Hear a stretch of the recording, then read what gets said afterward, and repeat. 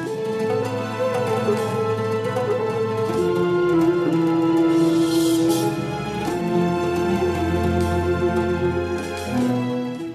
الله الرحمن الرحيم. الحمد لله رب العالمين،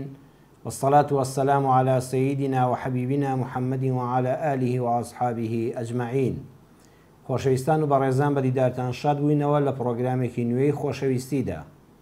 ئەم جارش بە پشتیوانی خوای پەروەردگار ئەوەندەی دەرفەت و کات لەبەردەستا بوو لە تەوەرەی یەکەمی بەرنامەکەماندا وەڵامی نامەکانی جەنابتان دەدەینەوە. با بچینە سەر وەڵامی پرسیاری یەکەم. بەڕێزێک نووسیوێتی: سڵاو مامۆستا، پرسیارەکەی من ئەوەیە، ماوەی چەند ساڵێکە دایک و باوکم نەماوە، منیش دەمێکە لە ئەوروپا دەژیم، واتە ئەوەندە لەگەڵ ئەوان نەبووم، هەستم بە سۆزی ئەوان نەکرد. ئێستاش کە لە ژیاندا نەماون زۆر هەز بە بێزاری و دڵتەنگی دەکەم. هەموو کات هیچ کات دڵم خۆش نییە، هیچ کات دڵم خۆش نیم لە ئەوروپا. لە دوای لەدەستدانی ئەوان ژیان لە پێش چاوم گۆڕاوە، هیچ خۆشیەکی تێدا نەماوە. هیچ چارەسەرێک هەیە من بیکەم بۆ ئەوەی وەکو جاران دڵخۆش بم؟ سوپاس بۆ هاوکاریتان. لە وەڵاما دەڵێن وەبیللهی تەوفیق، یا ڕەبی خوای پەروەردگار لە دایک و باوکی تۆش خۆش بێ و لە هەموو ئەو کەسانەش خۆش بێکەوە دایک و باوک بوون و ژیانی دنیایان بەجێ هێشتووە، و ئەوانش کە دایک و باوکمان ماون تەندروست باش و دڵخۆش و سەلامەت بن. بەڕێزان، ئەو کەسی کەم نامەیەت نووسیوە حەقی خۆتە کەوا تۆ دڵتەنگبی بۆ لە دەستدانی دایک و باوکت. دایک و باوکێک کە ئەوەندە خوای پەروەردگار ڕێزی لێگرتوون، عیبادەتی خوای پەروەردگار فەرزە لەسەر تاک بە تاکی مرۆڤەکان، مرۆڤی موسڵمان. ئاواش خزمەتکردن و لە خزمەتدابوونی دایک و باوکیش وەکو عیبادەتی خوا فەرزە. ئەمە نەسی قورئانە. پەروەردگار دەفەرمێ: وەقەضا ڕەبوکە ئەللا تەعبودوا ئیلا ئیاه وبالوالدین ئیحسانا. عیبادەتی خوای پەروەردگار تەنها بۆ ئەڵڵا دەکرێت سوبحانەه وتەعالە. تەنها ئەڵڵایە کە شایەنی پەرستنە و شایەنی ئەوەیە کوڕنووشی بۆ بەری، نوێژی بۆ بکەی، بۆی بە ڕۆژووبی، لە پێناویدا خێر و خێرات بکەی، لە پێناویدا قوربانی بکەی، حەیوان سەربڕی. بە هەمان شێوە پەروەردگار واجبی کردووە. واتە خزمەتکردنی دایک و باوکەوە نییە بڵێ وەڵا سونەتە، خێرە، نەخێر، واجبە، وەکو عیبادەتەکە واجبە. بەڵام وردی قورئان کە هەموو جار عەرزتان دەکەم کە قورئانتان خوێندنەوە لەسەر پیت بە پیتی بوەستن. دیقەت بدەن، پەروەردگار دەفەرمێ وەبیلوالیدەینی ئیحسانە. ئەی بۆ نەیفەرموو وئیلە الوالیدەینی ئیحسانە؟ خۆوا باشتر بوو بیفەرموایە ئیلە الوالیدەینی ئیحسانە، چاکەکار بە لەگەڵ دایک و باوکتدا. بەڕێزان، ئەو پیتی با لەگەڵ ئیلادا کە هەردووچیان حرفی جەڕن، بۆچی ئەمیان بە بە هاتووە بیلوالیدەینی نەیفەرموو ئیلە الوالیدەینی؟ لەبەر ئەوەی بیلوالیدەینی پێمان دەڵێ دایک و باوک نابێ وەکو خەڵکی تر تەماشا بکرێن. یعنی ئەگەر جەنابەت بۆ نمونە خزمێکت هەبێ، هاوڕێیەکت هەبێ، دۆستێکت هەبێ، مامێک، خاڵێکت هەبێ، هەر ئەوەندەی کە هاوکاری مادیت کرد بۆ تۆ ئەجرێکی گەورەیە. بەڵام بۆ دایک و باوک وانە. ئەگە بیفەرموایە ئیلە الوالیدەینی، تۆ بەس ئەوەندە پارەت لەبەر دەستا بوویایە بتخستایە خزمەتی دایکت، خزمەتی باوکت، بتوتایە باوەجان ئەوە پارە لەبەر دەستاندایە، چی لێ سەرف دەکەن بە ئارەزووی خۆتان، من دەست ناهێن مەڕێگاتان. واگە پیر و بە ساڵاچوو بوون، نەخۆش بوون، کە نفتی ناو جێگا بوون، خزمەتکارێکت بۆ بگرتنایە. ئەوانی کە لە دەرەوەی وڵات دێن و خزمەت دەکەن بە پارەی مانگانە لە کۆمپانیایەک بتێنایە و خزمەتی بکردایە، پاشی بکردایە و بیشتنایە، نانی بەدەمەوە کردایە، ئەمانت بۆ بکردایە، خانوت بۆ دروستکردایە، لە زستانە سۆبای گەرم، لە هاوینە کارەبای فول و سپلیتی فێنک. خوا دەفەرمێ ئەمە ئیلە الوالیدەینە، نە، بەمە ڕزگارن نابێ، دەبێ وەبیلوالیدەینی، نەخێر، دەبێت لەگەڵ خزمەتی مادیدا، لەگەڵ خزمەتی ئەوەی کە پارە دەخێ خزمەتی باوک و دایکتەوە، لەگەڵ ئەوەی کە خانووی بۆ دابین دەکەی ئەگەر نەیبوو، ئەگەر لە لای تۆ دەژیا دەبێت ئیحترامی لێ بگری. واتە نابێ بڵێ بەس پارەم داوەتێ، ئەوێ بەدەستی خۆت خزمەتی بکەی، بەدەستی خۆت نانی بەدەمەوەکەی. یعنی قبول ناکرێ. خوای پەروەردگار نەیفەرموو ئیلە الوالیدەین، تۆ بۆ خۆت لەسەر کورسیەک دانیشی خزمەتکارێک بە پارە بگری، ئادنام بکەم بەدەمی باوکمەوە، نام بکە بەدەمی دایکمەوە. خوا ئەوە لێ قبول ناکە، ئەبێ بەدەستی خۆت بیکەی. مادام تۆ ساغ و سەلامەتی ئیشوکارەکە دوانییە کە بڵێ ناتوانم بەجێ نەهێڵم و شوێنەکە لێم قبول ناکەن لە ماڵەوە دانیشتوی لەسەر کورسێک و باوکیشت بەرامبەرتە ئەبێ بەدەستی خۆت خزمەتی بکەیت ئەبێ بە ئەو پەڕی احترامەوە لە خزمەتی دابی دەستە و نەزەر دەستە سەر سنگ بی بەڵێ بابەجیانی بۆ بڵێ بەڵێ دایەجیانی پێ بڵێ سەیری وردی قورئان کەن بەڕێزان لە بینی باوک و دایک و لە بینی تێگڕای عامی خەڵکدا پەروەردگار دەفەرمێ وەقولوا للناس حوسنا بۆ تەواوی خەڵکی با قسەت جوان بێ ئەگە قسە لەگەڵ خەڵکا کرد با زمانت شیرین بێ با وشەکانت جوان بن ڕەنگین بن بریندارکەر نەبن ئازاری دڵی خەڵک مەدە بەڵام بۆ دایک و باوک نابێ قسەکانت هەروەکو جوانیەکانی خەڵک بن سبحان الله سەیری وردیەکانی قورئان کەنجارێش کە عەرزتان دەکەم بۆ دایک و باوک دەفەرمێ وەقل لەهما قەولا کەریما بۆ تێگڕای خەڵک وەقولوا للناس حوسنا بەڵام بۆ دایک و باوک بە تەنیا جای کردەوە وەقل لەهما قەولا کەریما ئەبێ وشەیەک بۆ دایک و باوک بەکاربێنی کوردەواری وڵە پاکەتی کەریمە بەڕێزان یعنی لوتکەی جوانی ئەو قەولە ئەبێ زۆر لە حەسەن زۆر لەو وشانە جوانتر بێ کە لەگەڵ خەڵکا بەکاریان دێنی ئەبێ ئی دایک و باوک کەریمە القورئان الکەریم لوتکەی جوانیە قورئان ئەبێ ئەو وشانش کە لەگەڵ دایک و باوکا بەکاریان دێنی لە لوتکەی جوانی دابن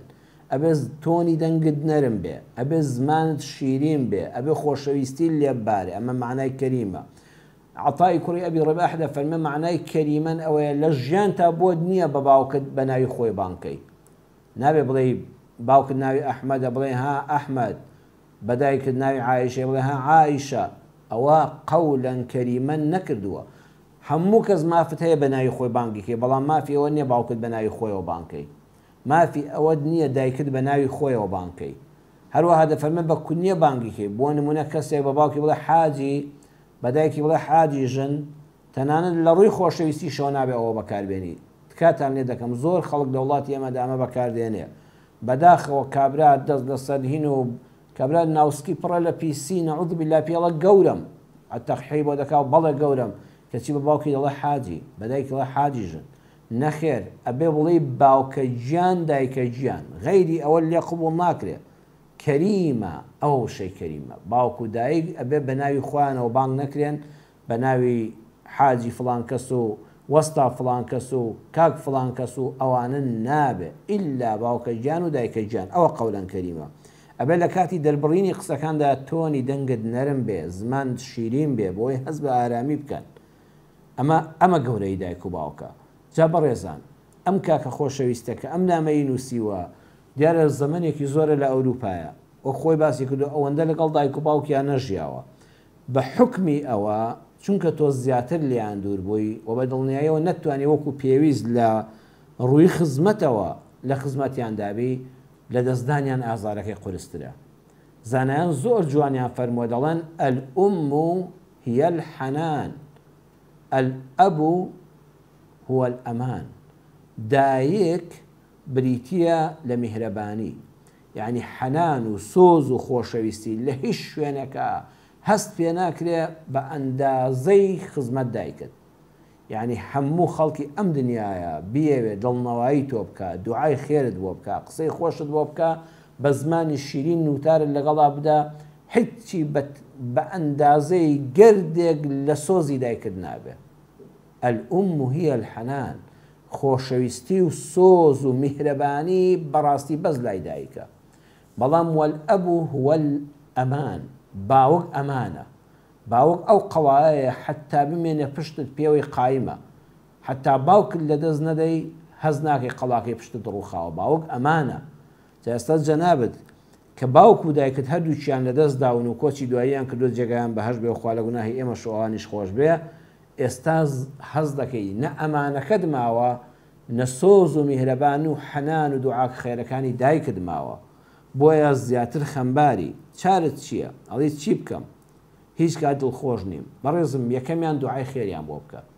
بەردەوام دوعای خێریان بۆ بکە بڵێ ڕەبی اغفر لی وەلیوالیدەیە قورئان دوعاکەی فێر کردوین ڕەبی اغفر لی وەلیوالیدەیە پەروەردگارە داوا لێ دەکەم بە گەورەی و میهرەبانی خۆت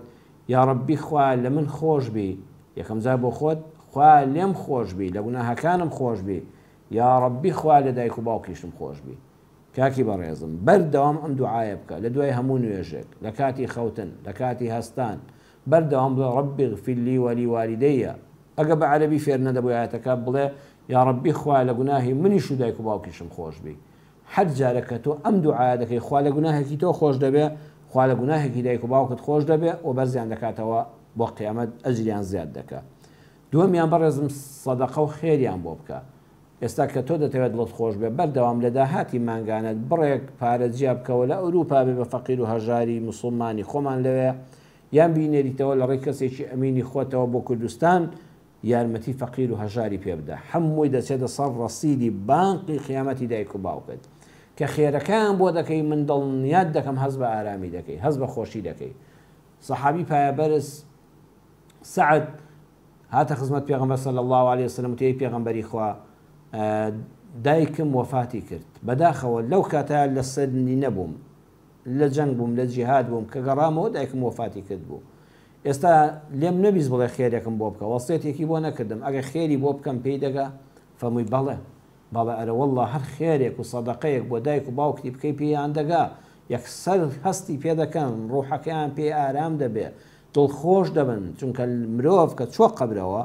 ئللا مەگەر لە سەدەقاتی جاری یان زانستێکی بەسوود یان ئەولادی ساڵحەوە، تۆ ئەولادی ساڵحی ئەوان بۆ خێر و خێراتیان بۆ بکە، یعنی وەکو ئەوی لە دنیادا لە خزمەت دایک و باوک تا چاکەت کردبێ ئەوایە. ئەو کەسانی کەوایە دڵتان تەنگە کە دایک و باوکت لەدەست داوە وەرە بە سەدەقە دڵخۆش بە. یعنی ئێستا کاکی بەڕێزم تۆ لە ئەوروپا بێیتەوانێ باتیایەوە سلێمانی هەولێر و شاریکە لە کوردستان لە کاتی خۆی باوک دایکتی لێبوون، خزمەتت کردنایە و پارەت خستا بە دەستیان و پێداویستەکانت دابینکردنایە بە حرمەتا دوو دەست دە بە دەستیان دابوویتایە، ئێستا کە لە قەبرەکەدان ئەگە خێرت بۆکردن ئاوا ڕوحەکەیان شاد دەبێ، ئاوا دڵیان پێ خۆش دەبێ. فەرمووی چی بکەم ئەی پێغەمبەری خوا صلی الله علیه وسلم دیارە ئەو منتیقەیە بێ ئاو بووە، فەرمووی بیرە ئاوێک هەڵکەنە. یعنی تەماشاکە لەو سنوورەدا موسڵمانان ئەهلی ئیمان پێویستیان بە چییە؟ خێری ئەوە خێرە. جاریوا موسڵمانان پێویستیان بە نان و خۆراکە، پێویستیان بە جلوبەرگە، مەکتب مەسافەیەک کە دەست پێ دەکاتەوە، منداڵانێکی هەژار جلوبەرگێکی پێویستیان نییە، جانتای ڕێک و پێکیان نییە، دەفتەر و قەڵەمیان وەکو پێویست نییە، پارەی پاس و تەکسیان پێ نادرێ، شوێنی ماڵەکان مەکتەبی لێ نزیک نیە، تۆ لە ڕێی ئەمانەوە. یعنی بزانم موسڵمانان پێویستیان بە چییە لەو ڕێگایەوە. بیرەکەی لێدا و ناویان نەبیرەکەی دایکی سعد و مەسافەیەکی یەکجار زۆر سوودی لێ بینراوە، کەواتە سەدەقەیان بۆ بکە، بەو سەدەقەیە هەموو جار دڵت خۆش دەبێت و لەو خەمبارە ڕزگارت دەبێت. سێمیان کە هاتیەوە بۆ کوردستانی خۆمان سەردانی دۆستەکانی باوک و دایکت بکە. باوکت کاتی خۆی کاک حاجی فڵانکە زمان فڵانکە زۆر ئاشنایەکی بەتینی بوو، زۆر یەکتریان لەبەر خاتری خوا خۆش دەویست، زۆر محبەتی یەکتریان هەبوو. پێغەمبەر صلی الله علیه وسلم دەفەرمێ ئەگەر دەتەوێت چاکە لەگەڵ دایک و باوکت بکەی لە دوای مردن، بڕۆ سەردانی ئەو کەسانە بکە کەوا خۆشەویستی باوکت بوون،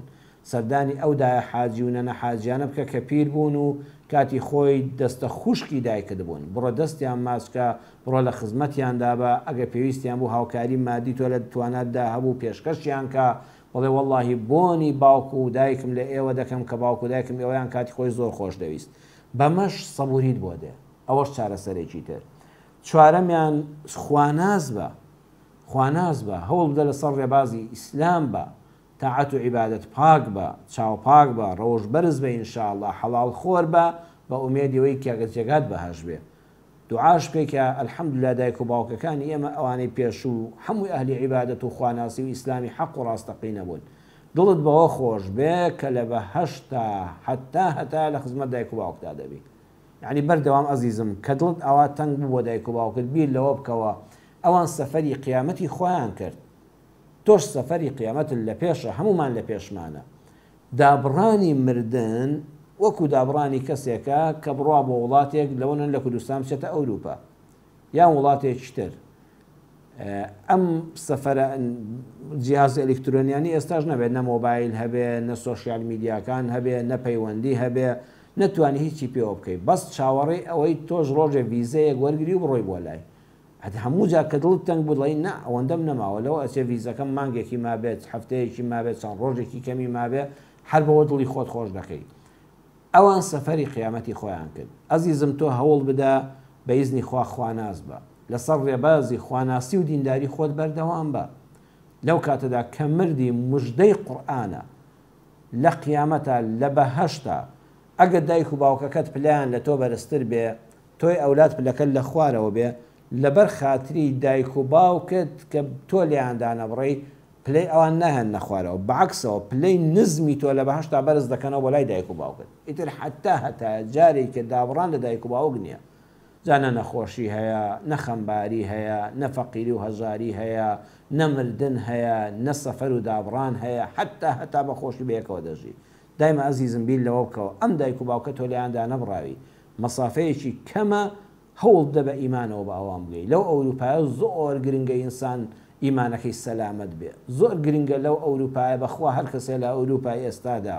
یان لە وڵاتێکی غەیری موسڵماندا دەست بە دین و ئیمانەکەیەوە بگرێ عەقیدە و بیر و باوەڕی ئیسلامەتی خۆی پارێزێ ئەهلی مزگەوتەکانی ئەوێ بێت تاعەت و عیبادەتی خۆی بە ڕێکوپێکی بکە هەوڵ بدان نانی حەڵاڵ بخوا و کاسبی حەڵاڵ بکە و لە حەرام خۆی پارێزێ ئەخلاقە ڕەسەنە کوردەواریەکە داوێن پاکیەکەی پارێزێ واللهی موژدەی لێبێ بە ئیزنی خوا دوو چەندانەی ئێرەی کوردستان ئەجر و پاداش لە عیبادەت و خواناسیەکەیدا هەیە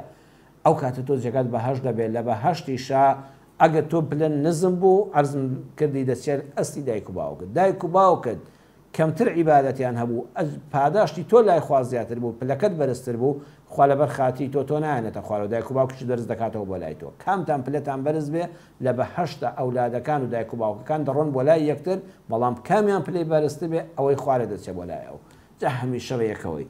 خاڵی کۆتاییکە عەرزت کەم بۆ ئەوەی کەوا دڵی ئیسراحەت بکە و لەو غەمگینیە ڕزگارت بێ نەسیحەتی کوڕەکانی هاوڕێت بکە بەردەوام پێیان بڵێ من دایک و باوکم نەماوە وەڵی ئێستا هەز دەکەم بۆ شایەکی گەورە لە ژیانمدا هەیە ئێوە کە دایک و باوکتان ماوە ئەگەر لە ئەوروپا لەگەڵ یان بوون لەکسە کارەکە ئەو کوردانی کە لەوێ الحەمدولایە یەکتر دەبین و هەموو موسڵمان و باش و با ئەخلاق و بەڕەوشتن نەسیحەتیان بکە بڵێ گە دایک و باوکتان ئێستا لەگەڵایە خوا کە ڕۆیشتنەوە من لە دەستم چوێ بچۆن دەستیان ماچکەن قاچیان ماچکەن لە خزمەتیان دابن ئەگەر دایک و باوکیان لە کوردستانە و خۆیان لە ئەوروپا نەسیحەتیان کە بەردەوام بڵێ شەو ڕۆژێک نەبێت کە تەلەفۆن بە دایک و باوکتان نەکەن بە قوربانیان نەبن بە ساقیان نەبن ئیمکانیەتی مادیان بۆ نەنێرنەوە داوای لێبوردنیان لێ نەکەن کە نەتوان لە خزمەتیان دابن یعنی ئەمەش بۆ تۆ زۆرە ئەمە هەم ئەجر و پاداشتە هەمیش سکونایی بەدڵتا دێ دایمە ڕەفیقەکانت بەردەوام هانیان بدا کە ئەم فرسەتی مانەوەی دایک و باوکە لەدەست نەدەن لە خزمەتیان دابن بەڕێزان بابەتی دایک و باوک بابەتێکی زۆر گرنگە ئەو پێنج خاڵی کە عەرزم کردن بۆ هەر کەسێک کە دایک و باوکی مردووە ئومێدەوارم فەرەحێک بەدڵی دابێنێ و کە دەشیهێنێ بە جێبەجێکردنی ئەو پێنج خاڵی کە باسمان کرد بە ئیزنی خوای گەورە سەبووری بەدڵتا دێ کاکێک ئەو کاکە بە ڕێزی کەنامەکەی نووسیوە هەروەها هەموو بە ڕێزانی تریش کە هەمان ناڕەحەتی دەرونیان هەیە بە لەدەستدانی حەنانی دایک و ئەمانی باوەک ئینشاءڵڵا خوای پەروەردگار سەبووری بەدڵ و دەروونتان دەدا خوا لە دایک و باوکەکان خۆش بێ کە کۆچی دواییان کردو مردوون ئەوانە دایک و باوکمان زیندون و لە ژیاندان تەندروست باشیان کە دڵخۆشیان کە یا ڕەبی لە تاعەت و عیبادەت و مزگەوت و خواناسی دانەبڕێن خوا ڕەحم بە ئێمەشکا لە هەڵەکانمان خۆش بێ لە گوناهەکانمان خۆش بێ لە کەم و کورتیمان بەرامبەر بە دایک و باوک خۆش بێ دایک و باوک بە گەورەی خۆیان گردنمان ئازار نەکەن هیچ مرۆڤێک باوەڕ ناکەم بتوانێت حەقی ڕاستەقینەی خزمەتی دایک و باوکیدا بێ خوای گەورە چاکەکانمان بۆ زیاد کە لە هەڵە و کەم و کوڕیەکانمان بەرامبەر بە دایک و باوکمان خۆش بێ بەڕێزان بەرنامەکەمان ڕاستەوخۆیە ناوبڕێکی زۆر کورتمان هەیە دوای ناوبڕەکە ڕاستەوخۆ دێنەوە خزمەتتان و چاوەڕێی تەلەفۆنەکانی جەنابتان دەکەین بسم الله الرحمن الرحیم دووبارە سڵاوی خوای پەروەردگار لە هەموو لایەکمان ببینەرانی زۆر ئازیز و بەڕێز بەرنامەکەمان ڕاستەوخۆیە بەو دوو ژمارەی کە لەسەر شاشەی کەناڵی دیمەن دەیبینن پێویستی خوای پەروەردگار چاوەڕێی پەیوەندیەکانی بەڕێستانین پەیوەندێک ئێستا لە سەیهەڵی تەلەفۆنە دایکی محەممەد فەرموو خوشکە باشەکەم السلام عليكم مامۆستا عليكم السلام ورحمة الله دایکی محەممەد خوشکی بەڕێزم ئەحواڵ باش مامۆستا جان لە ڕازی بێ خوشکە باشەکەی من زۆر سوپاس خی گەورە بەردەوام مستا لەسەرەوە بەرنامە جوانە مامۆستا جان خۆی گەورە پاداشی جەنابیشی داتەوە دایکی محەممەد خوشکی گەورە و ئازیزم سوپاس بۆ دوعا خێرەکانت چاک بۆ جەنابیش بەڵێ تەوەرەکەمان زیاتر پەیوەندی بە وەڵامی بەڕێزێکەوە بوو کەوا دایک و باوکی نەماوە و بەداخەوە زۆر بۆیان خەم ناکە وڵی مامۆستا منیش دایکم نەماوە باوکم نەماوە بەس لە لای ئێمەش نەبوونە کە خزمەتیان کەین پێڵاویان بینە سەر چاومان مامۆستا بەس هەنێ ئەولادیشە بینین کە لە 6 کوڕ مامۆستا کە دایکەکەیان ماوە ئەختیار بووە لێ بێزارن ئەوەی با بۆ لای ئەوەی با بۆ لای ئەو مامۆستا کەسی ڕای ناگرێ زەکا ئەوە هەر هیچ بوو بەڵام کوڕەکان مامۆستا لەبەر ژیان خۆیان و لەبەر خۆشی خۆیان ئەو دایکە ڕناگرن کە لە مناڵیەوە لە دایکە بێ بە خێوێکە و شەونخونیەکە بە دیاریەوە دانشێت و بۆ ساعاتێکیش کە نەخۆشەکەی ئەو دایکە ئەو لەدەکان لی بێزارە بن مامۆستام خۆم هەموو شتیوا بینم زۆر دەستەکەمە گریان زۆرە گریە بەلێم خوایە بۆ خاتری گەورەی خۆت ئاو هەمان بەسەر نێنی لەم زەلیل نەبین خوایە کە خەڵێمان بێزار وەڵا ڕەزین نەبین خۆم هەرکسم نییە مامۆستا لێم باوک مناڵەکانی ژنەماوە 5 کوڕم هەیە خواتەمەند درێژیان کە خوا تۆشیان بۆ بێڵێ ئینشاءالله لەگەڵی نەخان توش خوایە زایوادارم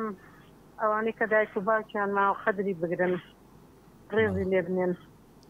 دەستەکان خۆش بێدایکی محەممەد قسەکان زۆر جوان بوو پەیامێکی جوان بوو بەرنمەکەی دەوڵەمەندتر کردین ئینشاءالله منیش لە درێژەی بەرنمەکەدا قسەی باشتر لەسەر قسەکانی جەنابەت دەکەم دەستەکانت خۆش بێ خوا ئینشاءالله لە دایک و باوکی جەنابیشت خۆش بێ دایک و باوکی هەموو لایەکمان منداڵەکانیشت بۆ ساڵحکا و خواشتیان بۆ بێڵێ و لە باوکیشیان خۆش بێ ئینشاءالله زۆر مەمنون مامۆستا دەستەکان خۆش بێ خوشکە باشەکەی من خوابتان پارێزی خوا لەگەڵ بێ دادەی گیان زۆر سپاس بە قسە جوانەکانت عەلەیکم السەلام و ڕەحمەت الله وبەرەکاتوه خوا ئاگادار بێ دادەی گیان پەیوەندێکی تریشمان هەر دایکی محەممەد فەرموو خوشکە باشەکەم دایکی محەممەد سەلامی خوا دەبێ مامۆستا سڵاوی خوا لە بەڕێستان دایکی محەممەد خوشکە باشەکەی من دەستخۆشی بەرنامەکە لێکەم دوعای خێرێ بۆکەم یا ڕەبی خوا پاداشت داتەوە هەمان دوعای چاکی جەنابیشت ئینشاءالله مەلایکە بۆ بکە فەرموو پرسیارەکەت بکە دایکی محەممەد خوشکەکەم مامۆستا گیان ئەو لەوحانەی کە بە حەزرەتی موسا بوو درودی خوای لێ بێ کە هاتەوە ئەوە بوو کە قەومەکەی بینی گوێرەکەیان ئەپەوێست بەعەرزی کێشان وەئەلقە الألواحە کە یای بە ئەجزا ئایا ئەو لەوحانە خۆی نووسی بوو یان لەلای خوای گەورەوە نووسرا بوو کە بۆی ڕەوانە کرا بوو بەسەر چاوی ئینشاءالله وەڵامت دەدەمەوە ئەوە هەر ئەیفەرمۆلی تێ ناگەم مامۆستا گیان بەس چاوان بۆ دڕون دەکەمەوە خوشکە باشەکەم دایکی محەممەد الحەمدولیلا ئینشاءالله دایمە لە خزمەت قورئانە بە لێی وردەوە بیخوێنەوە دایکی محەممەد خوا زۆر مەمنون زۆر مەمنون سەرچاوم خوا ئاگادار بێ خوا لەگەڵ بە سەرچاوم دادە نور فەرموو خوشکە نور فەرموو الو ئەو کاتت باز مامۆستا السلام عليكم ورحمة الله وبركاته عليكم السلام ورحمة الله وبركاته خوشکە نور هەموو کاتێکت باش و بەختەوەری بێ ئەوە بۆ دیارنی هەر دەنگت نەماوە خوشکە نور بیرمان دەکردی قورئانەکەم هەموو لەبەرکەم ئەی ماشاءالله لەخوا بەزیابە الحەمدولله والله بەرنامەکەت چۆڵ کرده بوو جێگات دیار بوو ئینشاءالله هەمیشە جێگای تۆ تایبەتە خوشکی بەڕێزم کچی بەڕێزم سپاس دەکەم یا ڕەبی لەگەڵ ئێوەی بەڕێزی کچی من خوشکی بەڕێزی من خوا سەلامەتتان کە یاخوا ئێمەش بیرمان دەکردی خوشکە دڵ ڕووناکەکەم ئینشاءالله دایمە ئەوە تۆ لە خزمەت قورئاندا بۆ تۆش دوعای خێرمان بۆ بکە زۆر لە سەخت خەڵکی نەهێڵمەوە زۆر سلااوێزم جەنابەت و لەبۆ کارمەندانیش و لەبۆ ماڵەوەستان زۆر سپاس بە ناوی ماڵیشمانەوە بە ناوی کارمەندانی کەناڵی دیمەن و بەرنامەی خۆشەویستیشەوە دادەنور هەموو ڕێز و سڵاومان هەیە زۆر سپاس خوای گەورەتان پارێزە خوشکە دڵ ڕووناکەکەم خوا ئاگادار بێ خوا لەگەڵ بەسەر چام خوا لەگەڵ دادەسکاڵا فەرموو عەلەیکم السەلام و ڕەحمەت الله خوشکە باشەکەم لە ڕازبێ دادەسکاڵە جەنابتان شکر باشن الحەمدولله دەست ماچەکەن بێوەی ئینشاءالله بەڕێزی من فەرموو مامۆستا پرسیارێکمانەیە بەڵێ فەرموو مامۆستا بەخت بەستن هەیە بەخت بەستن بەڵێ بەسەر چاو جوابت دەدەمەوە بەخت بەسترێ کارێک چەند جارە داواکارت دێت ئاگاتە في حمش طابة جاي كيستفيد شتێک دێتە پێشەوە تێڵەوەشێتەوە بەڵێ یعنی خەریکە دەگاتە سەمارەکردن و شتێک دروست دەبێ و هەڵەوەشێتەوە دانێش بەڵێ هەڵەوەشێتەوە یا دێنە ماڵەوە یەکسب لێەوە بۆ داواکردن کە ئەگەر لە ماڵ زمانیانە بەسێ دەنگ ناکەن بەمە دەڕۆنەوە بەسەر چاو من بۆت باز دەکەم ئینشاءڵڵا وەڵامێکی تێر و تەسەل و قەناعەت پێکرد بە ئیزنی خوای گەورە لە درێژەی بەرنامەدادا دەستکاڵا گوێبیست دەبی سلامت بی خۆ پاداشت بداتەوە لە دوعاکان بێبەشمان مەکە مامۆستا خوا لە هەموو لایەک بکرێتەوانێ و تۆش بە بەختی چاک بی ئینشاءڵڵا خوای گەورە کارت سلامت بی دووبارە سوپاس دەستمان دەکەم خوا حەفیزی خوا دەگەڵێ مامۆستا من خوا گەورە خوا لەگەڵ بەسەر چاو باوکی ئالان فەرموو برا باشەکەم باوکی ئالان فەرموو عەزیزم السلام عليكم. عليكم السلام ورحمة الله وبركاته باوكي أهلان. ماما طيب الرزقوي باشي. زور بريزي باوكي أهلان جنابتان شكر باشا الحمد لله. باش يا ربي خدنا خوش نبي. أجمعين لقل جنابتو تقرأي من داران براي خوش شويستو عزيزم. ماما ساجان دوك سيار مي والله. السيارة كم دراشين لكم بالله لخدمتها. ماما ساجان اسناوشي نيجي ذكي. ذكيا سوزدي. بالله. لسوزدي زتاني دعاء بكي. وأقل بعربي نتزاني دعاء كبزان غالبا زان دبي دعاء بكي للسوزدي وشي دتي سوزدي دعاء أقل نتزاني بكردي بكي بستيتم درن نابي بكردي باشا كاكا خواي قورا كردي جزاني لو نابي بالله بس شابو لك أبو قربان تيجيش تلم بالله بالله طاو سيادي جوامم بالله بالنسبة حقيقي من دعوة بالله ما مستقبلين عكس استاذك يا حيواني دي كوجيوا بله خيركي لوتشيا خيري ومن دعاوي كبناوي حود مرة من دعلا حوتمي من الله وصري دبري خيركي لوتشيا خيركي لوتشيا بس تشاو بود باز لكم سوادكي يا حقيقي سوادكي يا وزاني سنتي ام فرضه سوودەکەی چییە فەرزیان سنەتە بەسەر چاو باوکیالان ئینشەڵڵا لە درێژەی بەرنامەکەدا وەڵامت دەدەمەوە بەسەر چاو بۆت ڕوون دەکەمەوە باوکیالان ئینشەڵڵا لە درێژەی بەرنامەکەدا لە گەڵتا دەبین و وەڵامێکی گونجاو بدەینەوە بەئیزنی خوا زۆر سوپاس بۆ دوعای خێری شت دەستەکان خۆش باوکیالان خۆشتان زۆر بەڕێزن خواگەدار بێ براشیرنەکەم خوا لەگەڵ بەسەر چاوانە خوابتان پارێزی خوا لەگەڵ پەیوەندیەکی ترمان دایکی محەممەد. السلام عليكم مامۆستا. عليكم السلام ورحمة الله دایکی کاکە محەممەد. السلام عليكم مامۆستا. عليكم السلام ورحمة الله سڵاوی خوا لە خوشکی بەڕێزم دایکی محەممەد. وەجبیا خۆ سەلامت بی مامۆستا. مامۆستا ئەوە هاوسەرەکەم 3 مانگە وەفاتی کردووە. قەبرەکەی هەفتەیە نەچیت ئەو قەبرەبانەکەی هەر پەڕە. وشکەوە نابێ هیچ بۆنێ خۆشی شیگەوە دێ. بەڵێ. يعني هەر گوڵەکە تەڕە خۆڵەکەی بانی هیچ وشکەوە نابێ خۆڵەکەی هەر تەڕە کە خۆڵەکەشی تۆ دەلادەی بۆنێ خۆشی لێوە دێ. مێردەکەت چۆن بوو دایکی محەممەد ئەو خوا لێ خۆش بۆ پیاوێکی ڕوو لە خوا و ساڵح بوو الحەمدولله. ئەڕ وەڵڵا مامۆستا نوێژوەتریە کرد شەو نوێژیە کرد پێنج فەرزە لە مزگەوت بوو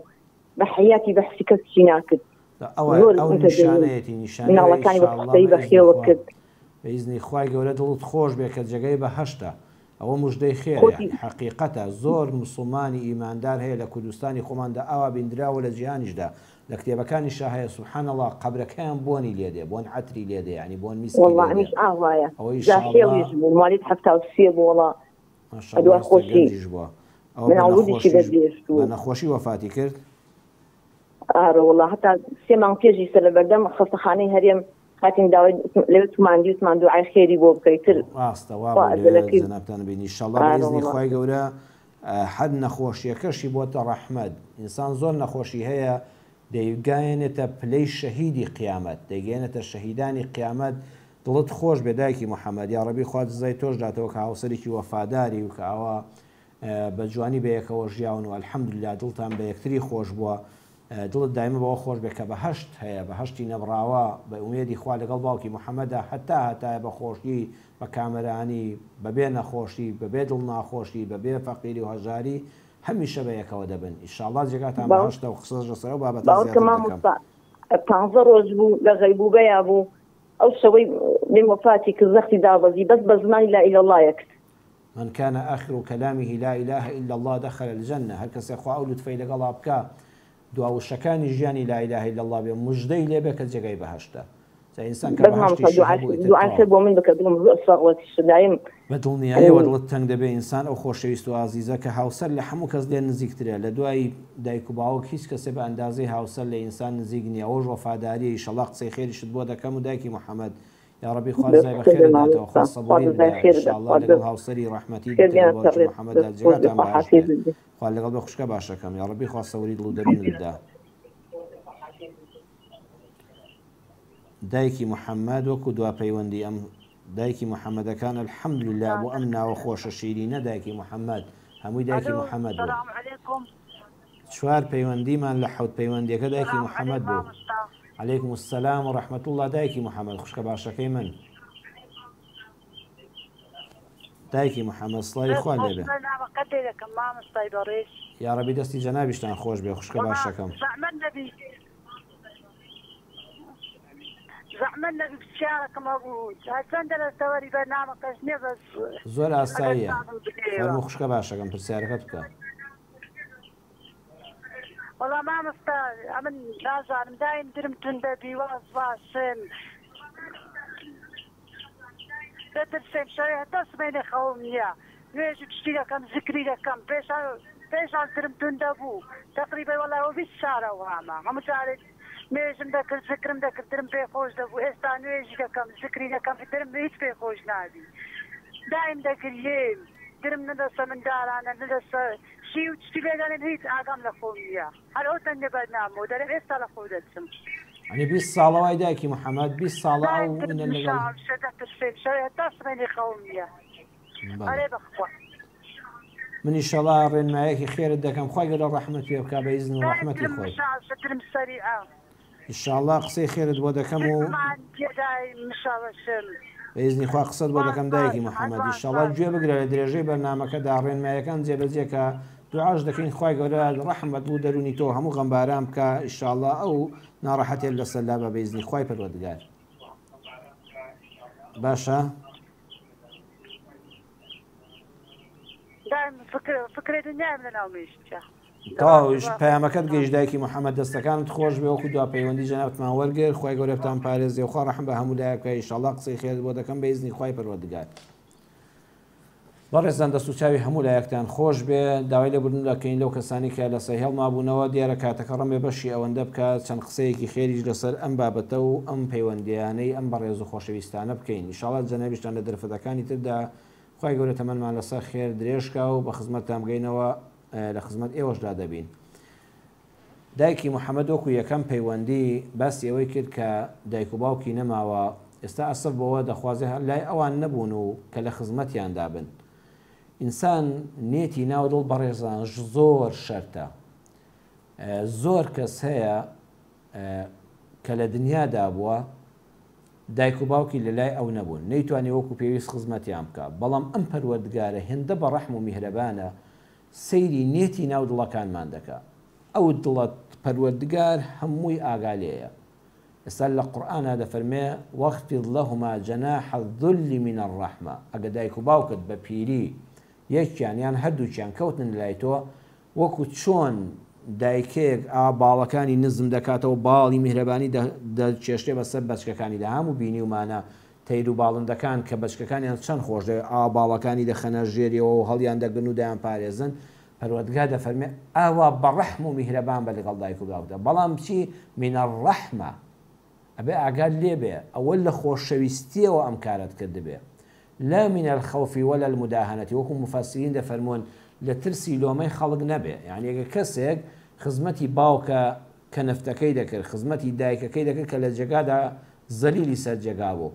بەڵام لەبەر خوا نەبوو نەعوذ بالله لەبەر خۆشەویستی بۆ خودی دایکەکە نەبوو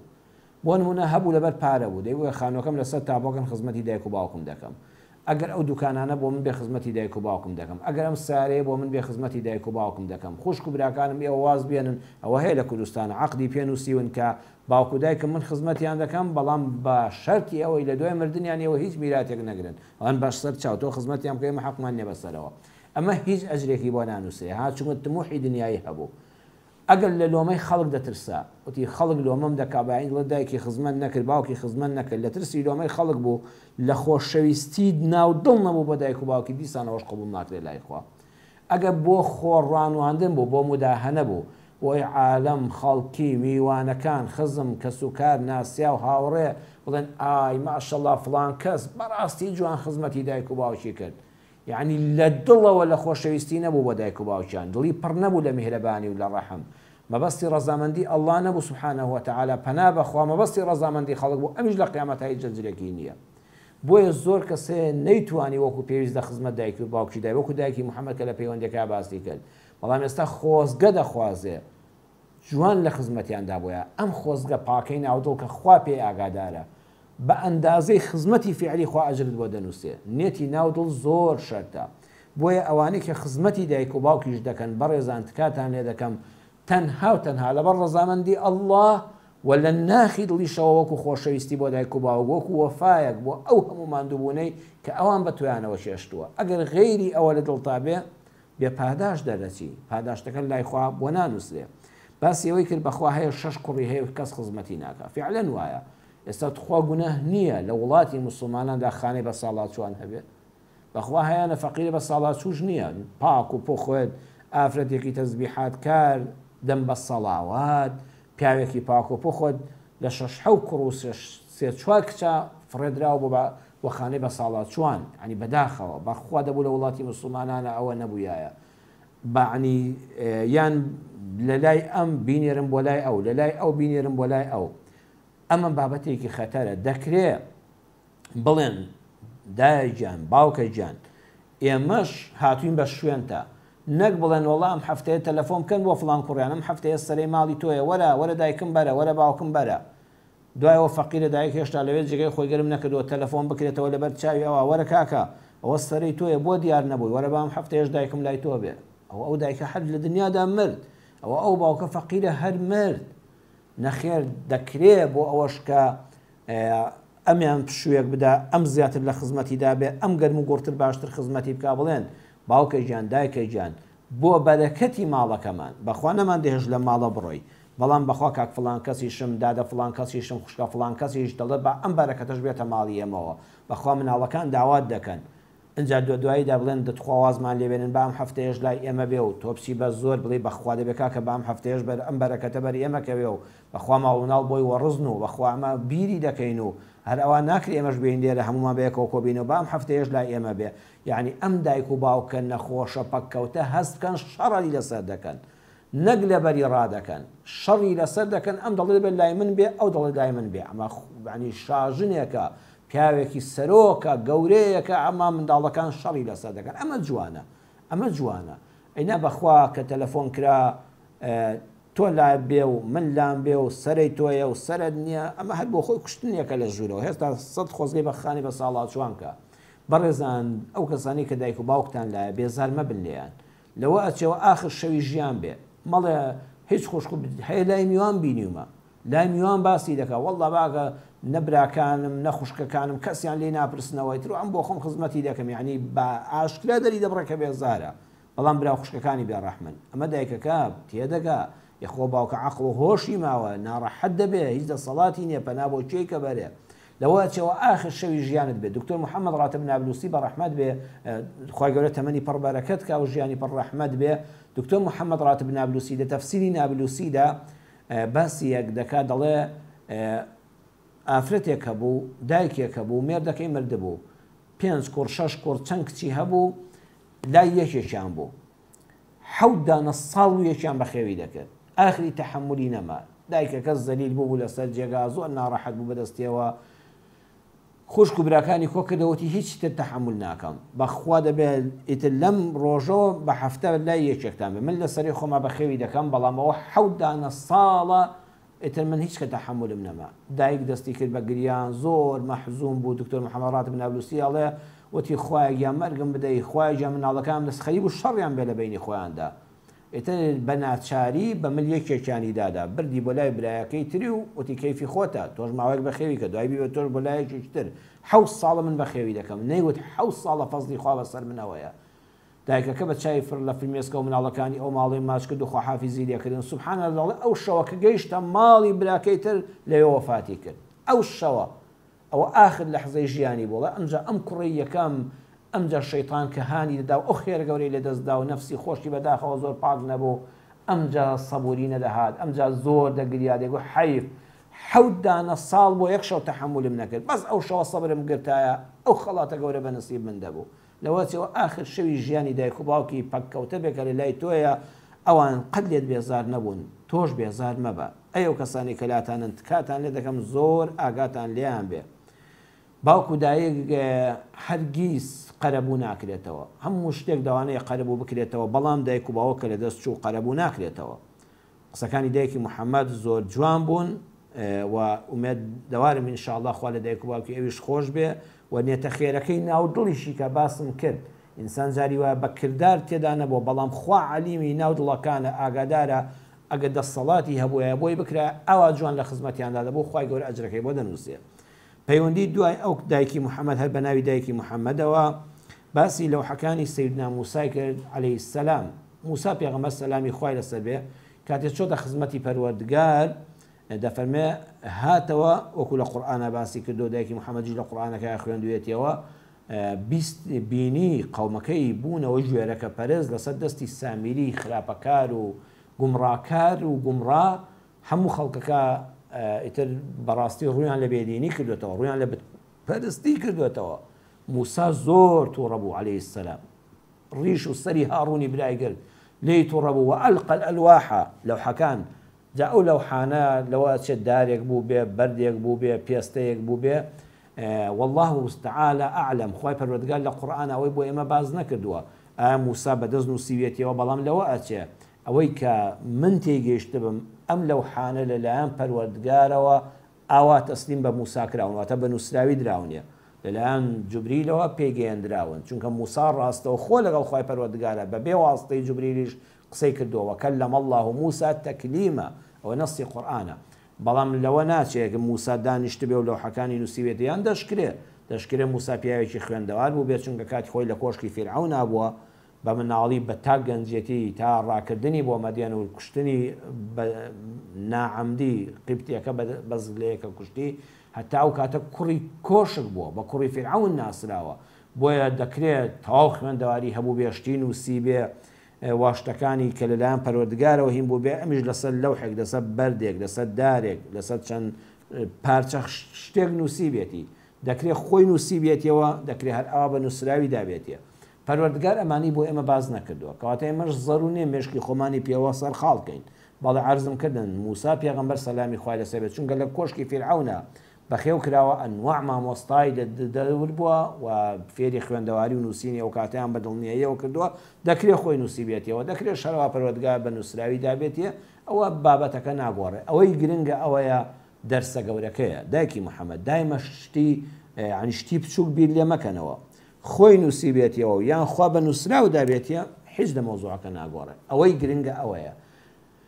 مرۆڤی گەورە دەکرێت لە کاتی تۆڕەبووندا کارێک بکە کە ئینسان سەری سۆڕ دەمێنێ لێ یعنی موسا سەلامی خوای لەسەر بێت لە خزمەت خوادا بۆ چەند وەختە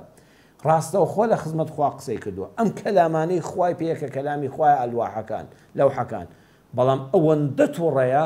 لەو کاتەدا بەعەرزیان دەکێشە و دایانشکێنێ بەعەرزیان دەکێشێ بە عەرزەوەکاندا وەکو نەعوذ بالله ئێستا بێنە بەرچاوت کەسێک تووڕە بێ مصحەفێکی قورئان لێ بێ قورئانەکە هەڵگرێ و بەعەرزی دادا من توانین قەت ئەو مەلایە ئەوەی لێ نەدەوەشایەوە خوا لێرەدا ئەو دەرسەی داینێ ئەمە بۆیە بۆمان باز دەکەن نانا ئەوەندە جێگەی سەرسوڕمامە بە مرۆڤە دەکرێت لە کاتی تۆڕەبوونا نەعوذ بالله قورئانەکەی بەدەستەوە بە عەرزی دادا یەکسەر تەکفیری مەکە کافری مەکە سەیری کردداری دوای ئەوەی کە موسا پێش هەڵگرتنەوەی لەوحەکان و ئەو کەلامێک کە کەلامی خوا لەسەری نووسرا بوو شو دڵی براکەی ئاش کردەوە یا ڕەبی خوا لە من و لە براکەم خۆش بی ڕەبی اغفر لی ولی ئەخی یا ڕەبی خوا لە من و لە براکەم لە هاڕون خۆش بی یعنی چوو گەردنی خۆی بە ئەو ئازا کرد دڵی ئەوی چاکردەوە ئەمجا پاشەنگەڕایەوە لەوحەکانی کۆکردەوە هەڵیگرتنەوە لێرەدا ئەو دەرسە گەورەشی پێوتین شکاندنی دڵی مرۆڤەکان دڵی براکەت کە ئازاری بدەی و سەر و ڕیشی بگری و دڵی ئازار دەی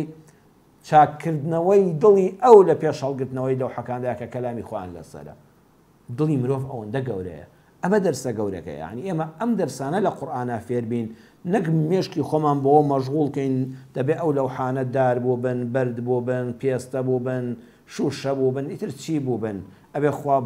بۆ خۆی بۆی نووسی بێ یان خۆی نووسی بێتیەوانێ ئەمانە گرنگ نین دەرسە گەورەکە ئەوەیە مرۆڤی گەورە پیاوی بەڕێزی وەکو موسا پێغەمبەر سەلامی خوای لەسەر بێ لە کاتی تووڕەیدا دەکرێت کاری وای لە دەست بۆشێتەوە کە ئینسان سەری سوڕ دەمێنێ ئەمە دەرسە بۆ من و بە تۆ ئاماوەسام فڵان کەس چۆن ئەمە ئەم قسەی لە دەم دەرچوت چۆن لە کاتی تووڕەیداوەی وت ئەوە موسا پێغەمبەرە سەلامی خوای لەسەر بێ کە ئەم کارە گەورە ئەو لەو حەپیرۆزانەکە کەلامی ڕەب العالمینیان تێدا بوو بە زەویەکەی دادان باوە ئەمە ئەم دەرسە گەورەکەیە و پاشان چوو دڵی پێش هەڵگرتنەوەی لەوحەکان گردنی خۆی بە موسای برای ئازاد کرد و دڵی ئاش کردەوە و داوای لێخۆشبوونی بۆ خۆی بۆ موسای برای کرد ئەمە دەرسە گەورەکەی دایکی محەممەد ئاوا لە خزمەت قورئان ڕابمن و دەرسی لێوەگرن خوشکە دڵ ڕووناکەکەم دادە نور شادمان بووین کە جارشکە گوێبیستی دەنگت بووین ئەوەی تۆ لە خزمەت قورئان دابێ و قورئانەکە جوان لەبەرکە ئینشاءڵڵا لە ماناکانی تێبگە تەدەبوری تێدا بگە ئێوەی نابینا دڵتان ڕووناکە زۆر لە خەڵکی چاوساغ باشتر لە قورئان تێدەگەن و بەهرەمەند دەبن لێی دوعای خێرمان بۆ بکە بۆ ئێمەش و بۆ هەموو بینەراندا نوری دڵڕووناک و ئینشاءڵڵا جێگا بەهەشت ئەوانەی کە چاویان نییە لە دنیادا نابینان بەڵام ئاوا دڵخۆشن بە ڕەحمەتی خوا لە خزمەت دینی ئیسلامدان شەیدای قورئانن بە ئیزنی پەروەردگار جێگان بەهەشتە و خوا جێگای هەموو لایەکمان بەهەشتکە دادەسکاڵا باسیەوەی کرد ئایا بەخت-بەستن هەیە زۆر کچ هەیە خوازبێنیکاری زۆری دەچێت بەڵام هەیە لە کاتی مارەکردن هەڵدەوەشێتەوە هەیە وەکو خۆی باسی کرد بە نێتیەوە چوونە ئەم ماڵە باسی خوازبێنی بکەن کە چی لێدەمیان بەسرا و ئەنی وازی لێ دێن و بابەتەکە ناکرێت نا دادەسکاڵا یەقینتان هەبێ یەقین بەخت-بەستن بوونی نییە هەر مەلایەک لەگەڵ ڕێزم مامۆستانی بە ڕێزیایانی هەر کەسێک بانخوازێک هەر نوشتە نووسێ باسیەوەی بۆکردن بەخت-بەستن هەیە و بەختت دەکەمەوە بەخوا لە دینی خوا حاڵی نەبووە بەخوا بە بەخت-بەستن بەدەستی مرۆڤەکان بوویایە یەک کەس شووی بۆ نەدەکرا کەسێ ژنی بۆ نەدەهات بەڵام دوو بابەت هەیە یەکەمیان هاوسەرگیری وەکو کڕینی کەلوپەلێک نییە ئەمڕۆ بیکڕیبانی لێ بێزاربی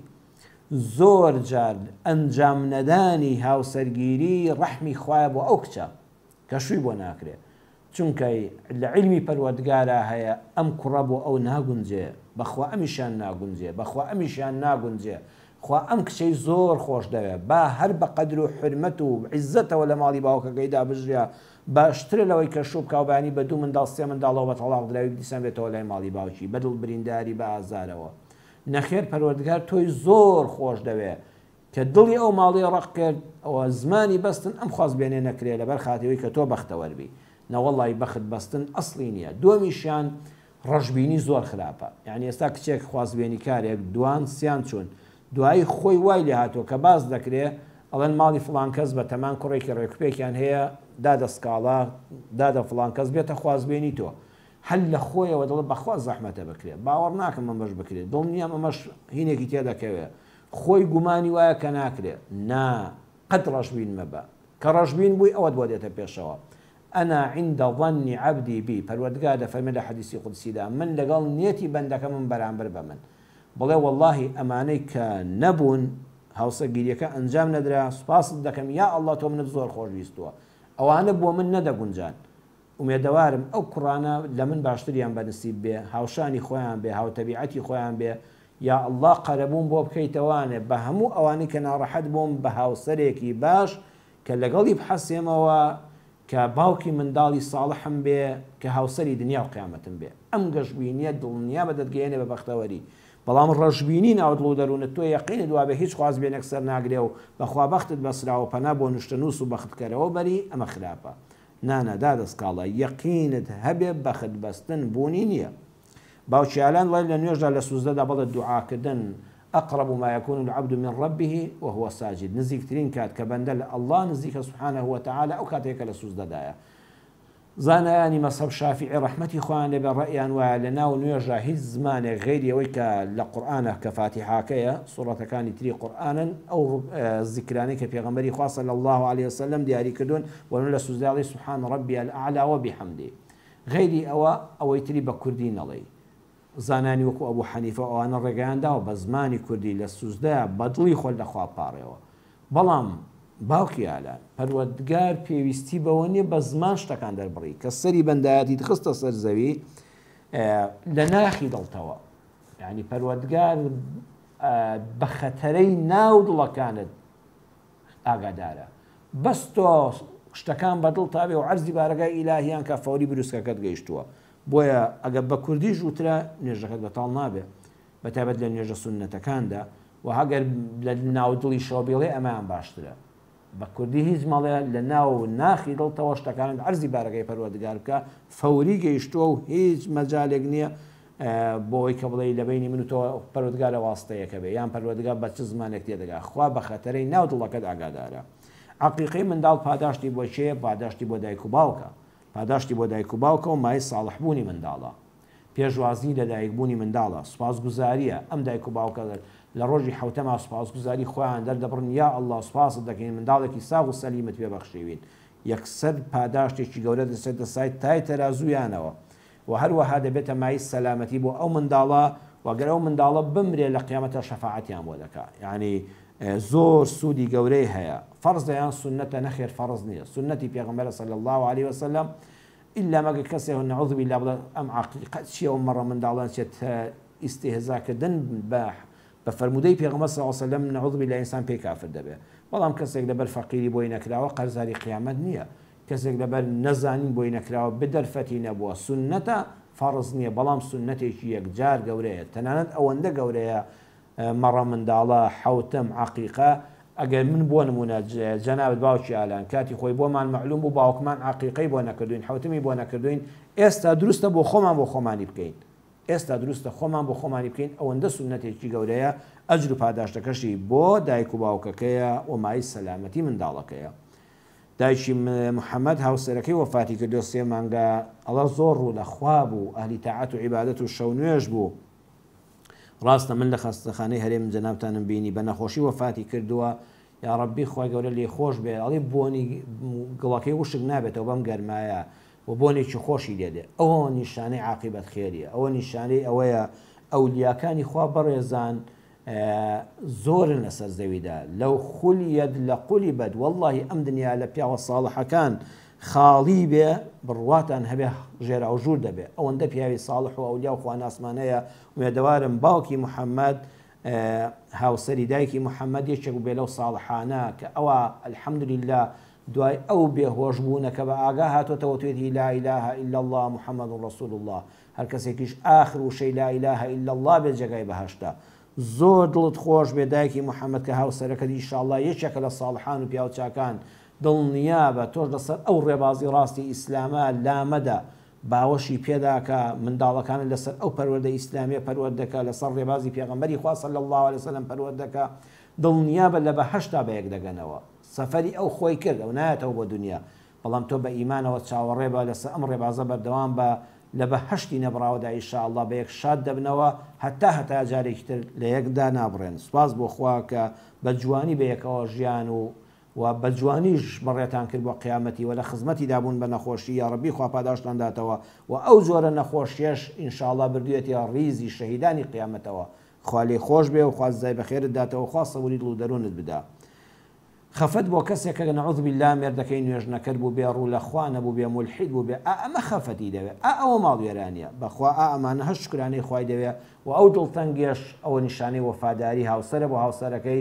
ئەو دڵتەنگی و ناڕەحەتی و گریانەش خوا هەر بە ئەجر و پاداش بۆ دەنووسێ ئەوە نیشانەی وەفاداری تۆیە دایکی محەممەد خوا جزای بەخێرت داتەوە دایکی محەممەد لە کوا تا پەیوەندیدا دڵێ دڵم تەنگ دەبێت دەترسم 20 ساڵە ئاوام زەرور بوو دایکی محەممەد دوای ئەوەی زیکرەکانت دەکرد دڵت خۆش دەبێت ئێستا بە زیکرەکانیش بەداخەوە دڵت خۆش نابێ زەرورە لەگەڵ کوڕەکانتدا کچەکانتدا بەڕاستی زەرورە سەردانی دکتۆرێکی دەروونناس بکەیت دکتۆری دەروونناس دڵنیام پارچە حەپێک شتێکت دەداتێت شەوان لانی کەم بە ئیسراحەت دەخەوی ئیسراحەت دەکەی و ڕۆژ تۆزە دڵت خۆش دەبێت لەو قەلەقەی ڕزگارت دەبێت ئەمە پەیوەندی بە مامۆستای ئاینیەوە نیە ئەمانە پەیوەستن بە زانستی دەروونناسیەوە و مامۆستایانی دەروونناس دکتۆرەکان ئەوانەی پسپۆری دەرونی و نەفسین لەم بابەتانە باشتر دەزانن لە ئێمە ومێدوارم دایکی محەممەد لەگەڵ مناڵەکان تا سەردانێکی دکتۆری نەفسی بکەی و دڵنیان بە ئیزنی خوای گەورە هەموو شتێ بە ئیزنی خوا دەکرێت سوودمەند دەبی و ئەو حەپ و عیلاجی کە دەداتێ و بەکاری دێنی بەئیزنی خوا دەبێتە مایەی حەوانەوەت و ئیسراحەت و خەوی باش و ڕزگاربوونت لەو قەلەق و ترسە و ئێمەش دوعای خێرت بۆ دەکەین خوای گەورە ڕەحمەت پێ بکە.